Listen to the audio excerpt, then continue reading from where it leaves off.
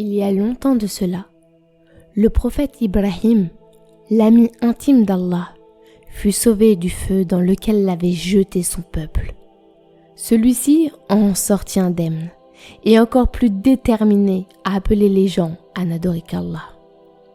Il fut comblé de bienfaits et parmi ceux-là, Allah lui permit d'avoir un enfant, un fils, nommé Ismaïl. Ibrahim, alayhi salam, était très heureux car il souhaitait de tout son cœur en avoir un.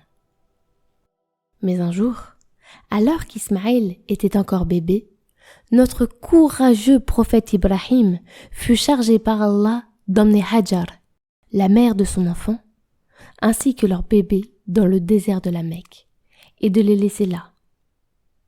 Ceci fut une très grande épreuve, car dans cet endroit, la chaleur était écrasante. En plus de cela, il n'y avait aucune source d'eau là-bas. Arrivé en ces lieux, Ibrahim se retourna et commença à partir. Hajar fut alors prise de peur. Elle lui demanda plusieurs fois la raison de cela et l'implora de ne pas la laisser seule ici avec son enfant. Mais voyant qu'Ibrahim ne lui répondait pas, elle comprit que c'était un ordre d'Allah. Et tout de suite, son cœur s'apaisa. Elle plaça sa confiance en Allah et le laissa repartir.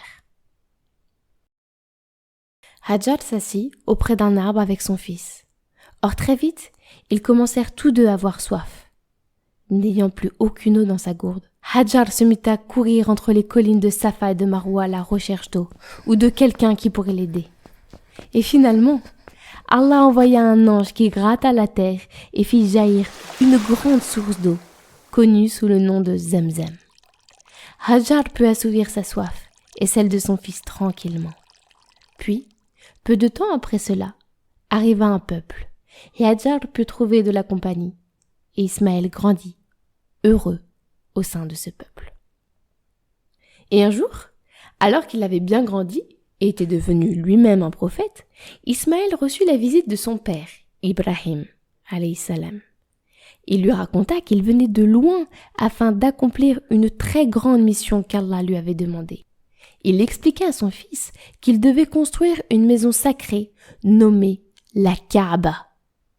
Ismaël avait toujours été dévoué à l'adoration d'Allah. C'est donc avec joie qu'il accepta. Ibrahim savait que c'était au sein même de la Mecque qu'il devait construire cette maison, mais il ne savait pas où exactement. Mais alors qu'ils attrapèrent leurs pioches pour commencer, Allah leur envoya un vent qui avait l'aspect d'un serpent doté de 2 ailes. Ils le suivirent donc jusqu'au moment où la créature se mit à battre des ailes, balayant ainsi les alentours de la Kaaba et révélant alors l'endroit exact où ils devraient construire cette maison. Quand les fondements furent presque finis, Ibrahim demanda à son fils d'aller lui chercher une très belle pierre pour la placer sur la Kaaba. Mais avec tout ce travail, Ismaël était fatigué. Il obéit tout de même à son père et partit chercher une belle pierre.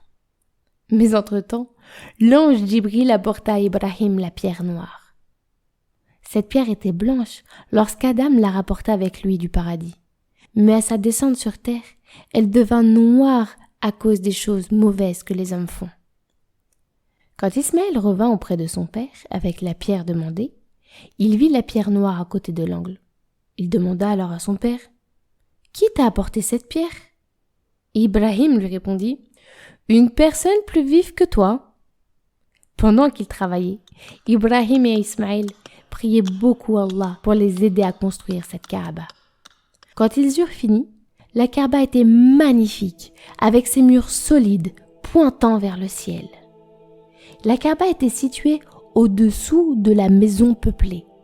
C'est une maison bénie et honorée, où entrent chaque jour 70 000 anges pour adorer Allah.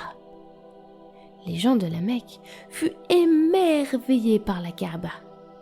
Et depuis ce jour, la Kaaba est devenue un lieu sacré de pèlerinage pour les musulmans du monde entier, où chaque année, des millions de musulmans se rendent à la Mecque pour effectuer la Umrah ou le Hajj et font le tour de la Kaaba dans le sens des aiguilles d'une montre pour adorer Allah. لبيك اللهم لبيك لبيك لا شريك لك لبيك إن الحمد والنعمة لك والملك لا شريك لك